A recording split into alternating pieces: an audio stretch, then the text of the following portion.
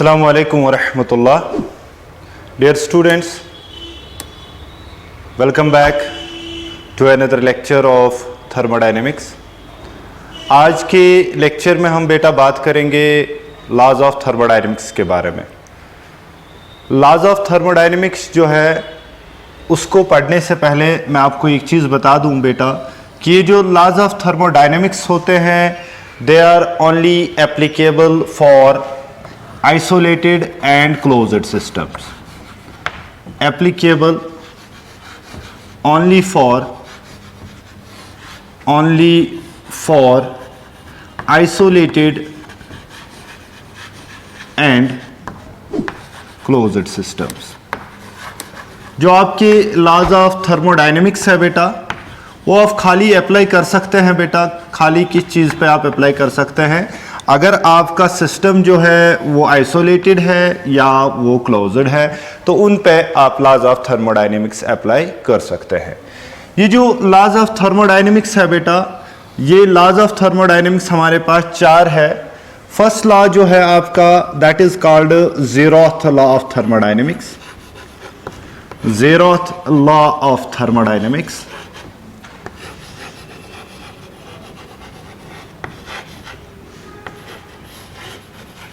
और जो आपका सेकेंड वन है दैट इज कॉल्ड बेटा first law of thermodynamics. First law of thermodynamics. और जो आपका तीसरा वन है वो है बेटा सेकेंड लॉ ऑफ थर्मोडायनेमिक्स।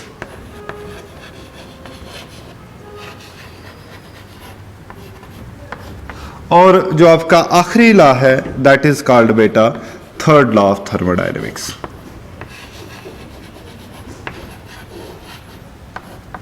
आज के इस लेक्चर में हम बेटा बात करेंगे इन दो लॉज के बारे में, यानी कि ज़ेरोथ लॉ ऑफ थर्मोडायनेमिक्स और फर्स्ट लॉ ऑफ थर्मोडायनेमिक्स के बारे में।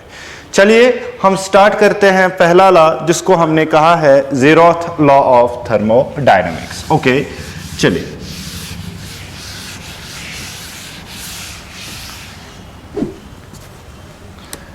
ज़ेरोथ लॉ ऑफ थर्मोडायनेमिक्स जो है बेटा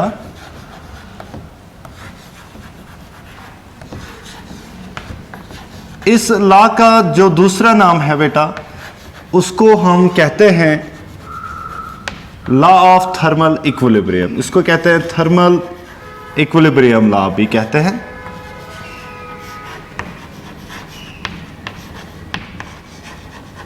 सो याद रख लीजिएगा, अगर आपको कोई पूछेगा what is law of thermal law of equilibrium या लॉ ऑफ थर्मल इक्विलिब्रियम तो आप बेझिझक उसको कह दीजिएगा कि ये ज़ेरोथ लॉ ऑफ थर्मोडायनेमिक्स है। This law was proposed by Lord Kelvin. ये लॉर्ड कैल्विन ने दिया था। और ये जो लॉ है बेटा it is very simple one. ये हमें कॉन्सेप्ट ऑफ टेम्परेचर देता है। So the first law of thermodynamics जो ज़ेरोथ लॉ ऑफ थर्मोडायनेमिक्स है that provides us the concept of temperature। इसे हम टेम्परेचर का कॉन्सेप्ट हासिल कर सकते हैं। ओके, चलिए what does this law states? ये लॉ क्या बोलता है? इस लॉ को इलस्ट्रेट करने के लिए मैं एग्जाम्पल दे रहा हूं आपको। सपोज ये आपका एक सिस्टम है कोई और ये दूसरा सिस्टम है कोई और ये आपका तीसरा सिस्टम है कोई। सपोज दिस इज सिस्टम ए और ये आपका सिस्टम बी है और ये सिस्टम सी है। तो गौरतलब बात यह है कि ये तीनों सिस्टम जो है या ये आइसोलेटेड सिस्टम होंगे या ये क्लोज्ड सिस्टम्स होंगे, क्योंकि मैंने आपको पहले ही बात बोली थी कि जो लॉज ऑफ थर्मोडायनेमिक्स है बेटा that are only applicable for these two systems, यानी कि isolated system and closed systems. अगर इसका टेम्परेचर बेटा T1 है और इसका टेम्परेचर बेटा T2 है और इसका टेम्परेचर बेटा T3 है, मैं कह रहा हूं कि ये जो दो सिस्टम्स है ये दोनों इक्विलिब्रियम में है, यानी कि ये थर्मली इक्विलिब्रियम में है। when two systems are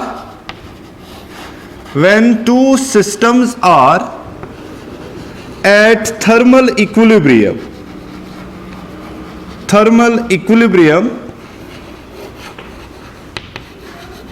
thermal equilibrium when connected to third system,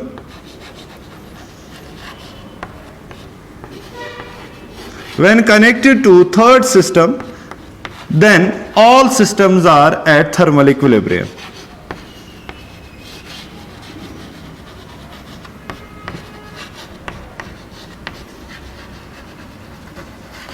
याद रख लीजिएगा बेटा आप बात को कि जो अगर आपके पास दो सिस्टम्स है, यानी कि दोनों का temperature T1 is equal to T2 है, अगर ये दोनों थर्मल इक्विलिब्रियम पे है और आपने इन दोनों को तीसरे एक सिस्टम से कनेक्ट कर दिया है, तो ऑटोमेटिकली अगर ये इसके साथ इक्विलिब्रियम में है तो ये इसके साथ इक्विलिब्रियम में होगा और ये इसके साथ इक्विलिब्रियम में होगा. So this law is called what बेटा? This law is called zeroth law of thermodynamics. So this simple law जो बहुत ही इंपॉर्टेंट है regarding concept of temperature, but it is a very simple law कि ये हमें कॉन्सेप्ट ऑफ टेम्परेचर देता है कि तीन सिस्टम थर्मली इक्विलिब्रियम पे होंगे when their temperatures will be same. So यहां पर हमें कॉन्सेप्ट ऑफ टेम्परेचर मिलता है. तो इस लॉ का स्टेटमेंट जो है वो ये है कि वे जब दो आपके सिस्टम्स ऐसे हैं जो एक दूसरे के साथ कनेक्टेड है और दोनों थर्मली इक्विलिब्रियम पे है, यानी कि थर्मल इक्विलिब्रियम पे है, जब आप इन दो सिस्टम्स को तीसरे सिस्टम के साथ कनेक्ट करेंगे तो याद रख लीजिएगा बेटा आप, वो भी इन दोनों के साथ थर्मल इक्विलिब्रियम पे आ जाएगा. यानी कि तीनों का जो टेम्परेचर है that is T1, that will become T2 and that will become T3. सो तीनों का टेम्परेचर सेम आएगा. सो this law is called law of thermal equilibrium और this is called beta zeroth law of thermodynamics. Okay, so this was the simple law. Now the most important law जो है हमारे thermodynamics में, that is our first law of thermodynamics. So let us see now what is first law of thermodynamics. Okay, चलिए.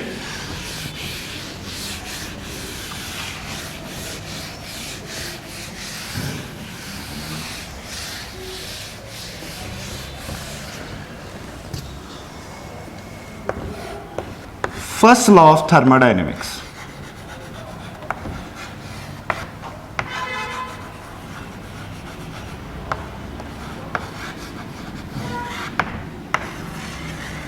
First law of thermodynamics जो है, इस law को हम दूसरा एक नाम देते हैं, that is called law of conservation of energy. This law is also called law of conservation of energy.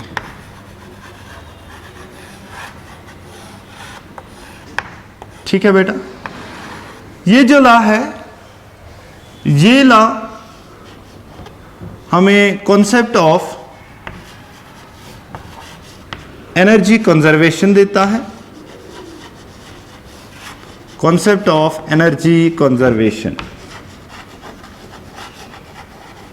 सो ये जो लॉ है आपके पास, ये आपको एनर्जी कंजर्वेशन का कॉन्सेप्ट देगा. ओके, ये लॉ जो है ये क्या कहता है? It states that comma, inverted commas begin, the energy can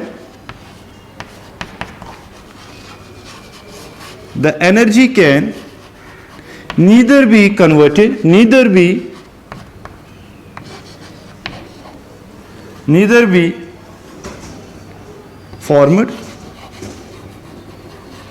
nor destroyed,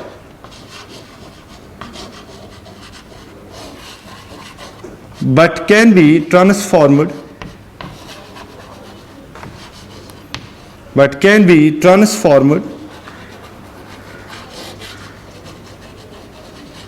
from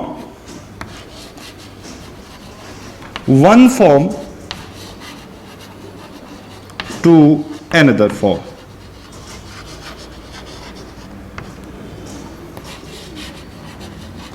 सो ये लॉ है, इस लॉ को हम क्या कहते हैं? First law of thermodynamics. First law of thermodynamics जो है बेटा, इसको हम law of conservation of energy भी कहते हैं, और ये हमें देता है concept about the conservation of energy. और इस लॉ का जो स्टेटमेंट है, वो स्टेटमेंट क्या है बेटा? वो स्टेटमेंट कहता है कि जो एनर्जी है, neither be created nor destroyed, but can be transformed from one form to another form. या इसके बहुत सारे और स्टेटमेंट्स भी है, और एक स्टेटमेंट क्या है कि no perpetual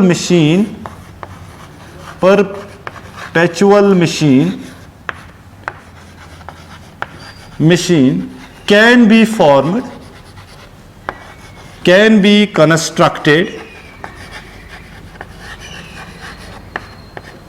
which converts energy completely into work। ऐसी कोई वास्तव में कोई मशीन बनी ही नहीं है जो सारे एनर्जी को किस में कन्वर्ट कर दे, वर्क में कन्वर्ट कर दे। So this law is also called first law of thermodynamics. So वास्तव में आप कोई भी ऐसी मशीन बना नहीं सकते हैं जो सारी एनर्जी को कन्वर्ट कर सकता है वर्क में, या सारे वर्क को किस में कन्वर्ट कर सकता है, एनर्जी में। यानी कि 100% एफिशिएंसी किसी भी चीज की, किसी भी मशीन की नहीं होती है। सो that is called first law of thermodynamics. और इस लॉ का जो मैथमेटिकल फॉर्म है दैट इज वेरी इंपॉर्टेंट, और वही मैथमेटिकल फॉर्म हम यहां पर डिराइव करने की कोशिश करेंगे। ओके, सो यहां पर देखिएगा mathematical interpretation of first law of thermodynamics.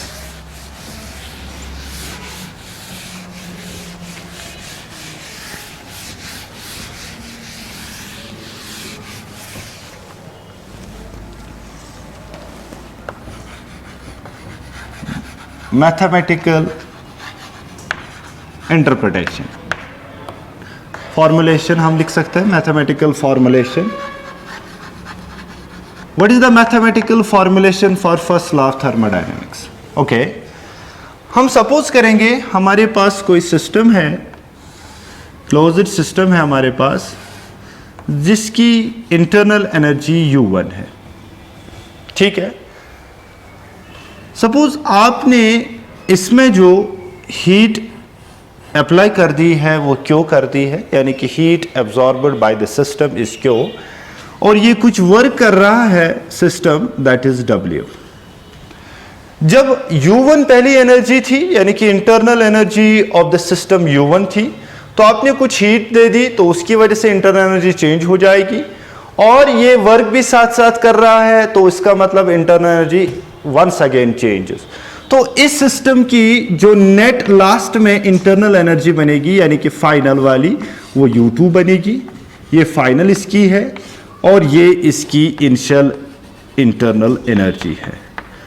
तो हम कह सकते हैं एज पर मैथमेटिक्स U2 जो है आपका, यानी कि final internal energy of the system, that will be equal to, बेटा वो किसके बराबर होगी, U1, यानी कि इसकी इनिशियल इंटरनल एनर्जी, प्लस आपने इसको कितनी amount of heat they the, plus इसने कितनी अमाउंट ऑफ वर्क कर दी, दैट इज W। ओके, चलिए, सो हम कह सकते हैं U2, इस U1 को इधर लाएंगे तो U1 बन जाएगा, so that is equal to Q plus W। So हम कह सकते हैं therefore this U2 minus U1, this is change in internal energy. तो हम कह सकते हैं जो डेल्टा U आपका होगा इस सिस्टम का, यानी कि change in internal energy, that will be equal to Q plus बेटा W। So this becomes the mathematical formulation for first law of thermodynamics. So this is the mathematical equation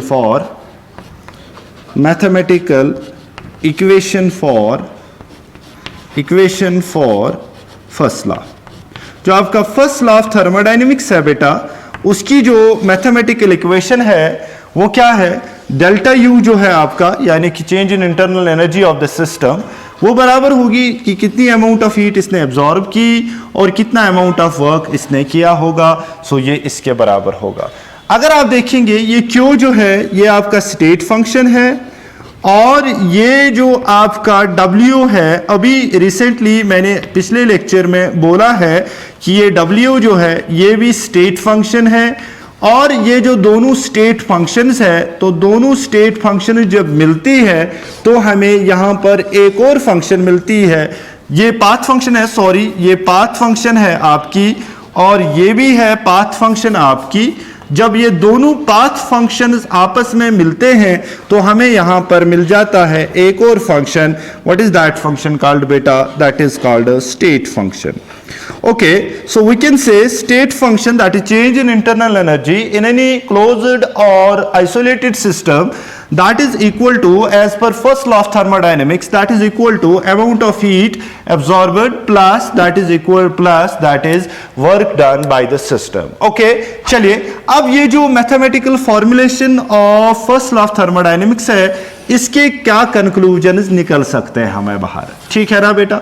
हम इसको modify कर सकते हैं. इस इक्वेशन को हम लिख सकते हैं, it is D delta U is equal to Q plus मैं लिख सकता हूं बेटा, मैं लिख सकता हूं minus P D V, because pressure volume work में रख सकता हूं.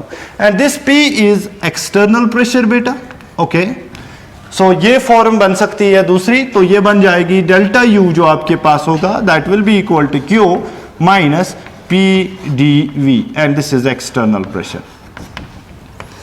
सो ये एक और फॉर्मूला है किसकी बेटा? फर्स्ट लॉ ऑफ थर्मोडायनेमिक्स की. Now what are the conclusions that can be drawn from the first law of thermodynamics? आप mathematical formulation of first law of thermodynamics की इक्वेशन से कौन कौन सी ऐसी चीजें हैं जो आप कंक्लूजन निकाल सकते हैं. ओके, जरा देखिए बेटा, हम केस नंबर फर्स्ट देखेंगे. कंक्लूजन जो यहां पर होंगे, कंक्लूजन्स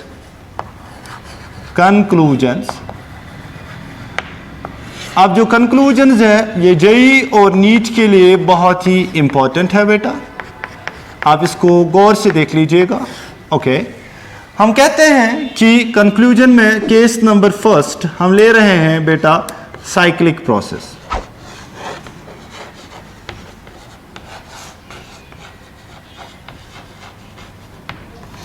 साइक्लिक प्रोसेस में क्या होता है बेटा? जो आपका वर्क होता है वो जीरो के बराबर होता है और चेंज इन इंटरनल एनर्जी वो भी जीरो के बराबर होता है. तो उसका मतलब क्या हुआ? तो डेल्टा यू जो है आपका वो बराबर होगा क्यू प्लस डब्ल्यू. तो हम ले सकते हैं it is zero, so Q plus आपका जीरो, तो therefore Q is equal to zero.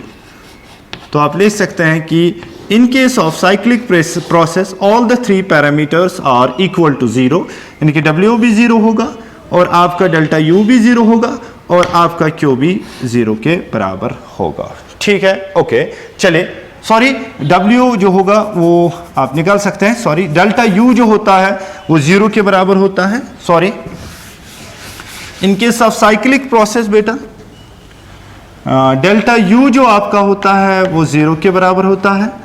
तो हम लेंगे delta U is equal to Q plus W. तो हम लेंगे डेल्टा U जीरो के बराबर है, Q प्लस डब्ल्यू. तो देयरफॉर जो आपका Q है वो आपका किसके बराबर निकलेगा? वो आपको माइनस डब्ल्यू के बराबर निकलेगा. So in case of cyclic process heat absorbed that is equal to minus Q, यानी कि minus work done by the system. Okay, चलिए दूसरा केस ले रहे हैं हम बेटा, case number second. Case number second में अगर हम कौन सी प्रोसेस लेंगे बेटा? हम प्रोसेस ले रहे हैं आइसोबारिक प्रोसेस. आइसोबारिक प्रोसेस में P एक्सटर्नल जो होगा वो आपका कांस्टेंट रहेगा. तो हम ले रहे हैं delta U is equal to Q minus P external and this is dV. ठीक, तो delta U is equal to बेटा Q minus P external and dV. So the change in internal energy in case of isobaric process that will be equal to this one.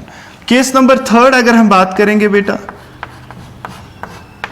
Isochoric process के लिए, isochoric process में आपका dV जो होता है वो zero के बराबर होता है, यानी कि वॉल्यूम कांस्टेंट रहता है. तो हम क्या लेंगे बेटा? Del U is equal to बेटा इधर देखिए, सो आपका Q आएगा माइनस आएगा P एक्सटर्नल और ये आपका dV आएगा. सो ये आपका D U is equal to delta U is equal to Q, और ये आपका 0 बन जाएगा, तो ये होगा Q V. So the heat absorbed at constant volume is always equal to the change in internal energy. Okay, चलिए अगर हम बात कर रहे हैं अब दूसरी प्रोसेस की, जरा देखिए.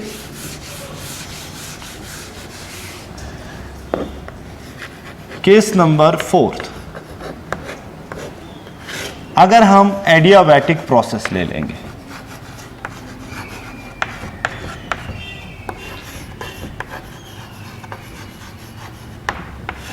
एडियाबैटिक प्रोसेस में क्यू जो है वो आपका कांस्टेंट रहेगा. ठीक है, तो आप क्या लेंगे, D delta U is equal to Q minus P external D V. ठीक, तो ये क्यू जो होगा ये आपका निकलेगा बराबर डेल यू प्लस बेटा पी एक्सटर्नल डीवी. तो ये आपके लिए फॉर्मूला बन जाएगा. ठीक है, okay, so these were some conclusions which we have drawn from the first law of thermodynamics. Now we are going to see what type of numericals can be asked from the first law of thermodynamics. चलिए जरा देखिए.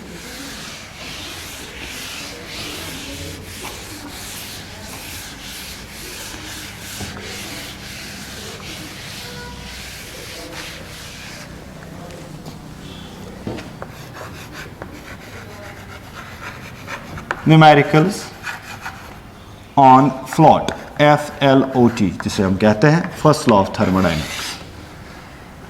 Question number 1, calculate the work done by the system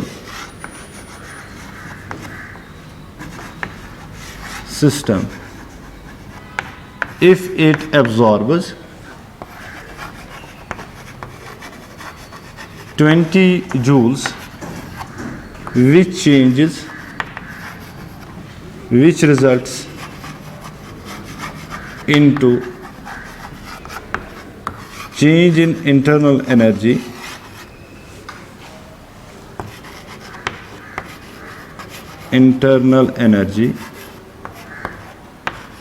of 20 joules. आपको answer निकालना है. चलिए हम क्या ले रहे हैं, इसका सोल्यूशन जब हम निकालेंगे बेटा तो सिंपल होगा. आपका क्यू दिया है एब्जॉर्बर्ड, सो इट इज +20. ठीक है, डेल यू आपका दिया है, तो वो कितना दिया है 20. ये आपको 20 और ये आपको भी 20. ठीक, ओके, तो आपको डब्ल्यू निकालना है. तो कैसे निकालेंगे, del U is equal to बेटा क्यू प्लस डब्ल्यू. ठीक, तो ये आपका del U is equal to, तो ये क्या हुआ, इट इज़ 20. सपोज ये आपका है 25, सॉरी ये आपका 25 होगा प्लस डब्ल्यू. सो ये आपका 20 हो गया, ये -25 हो गया, तो ये डब्ल्यू हो गया. So therefore W is equal to -5 joules. तो work is done by the system, that is why it comes out negative. Okay, so इसी तरह अगर क्वेश्चन ऐसी तरह होगा, सो हमारे पास एक सिस्टम है. ओके, ये इवॉल्व कर रहा है हीट बेटा 20 जूल्स. ठीक, और इसकी वजह से इंटरनल एनर्जी जो चेंज आ रही है वो आ रही है 10 जूल. आपको बतानी है वर्क, और आपको साइन ऑफ वर्क भी बताना है. ठीक है, तो हम क्या करेंगे, सो ये इवॉल्व हो रहा है तो ये माइनस होगा, तो हम ले रहे हैं del U is equal to बेटा क्यू प्लस डब्ल्यू. तो ये डेल्टा यू जो है दैट इज 10, तो ये आपका माइनस आ गया 20, ये आपका डब्ल्यू आ गया. तो डब्ल्यू इज इक्वल टू बेटा 10 प्लस आपका 20, सो आपका आ गया 30 जूल. सो इस तरीके के क्वेश्चंस आपके एंट्रेंस में आ सकते हैं. ओके, आई होप कि आपको ये लेक्चर बहुत अच्छा लगा होगा. इंशाल्लाह in next lecture we are going for the second law of thermodynamics, and before that we are going for another concept beta, that is enthalpy. Okay, Allah Hafiz, assalamu alaikum wa rahmatullah.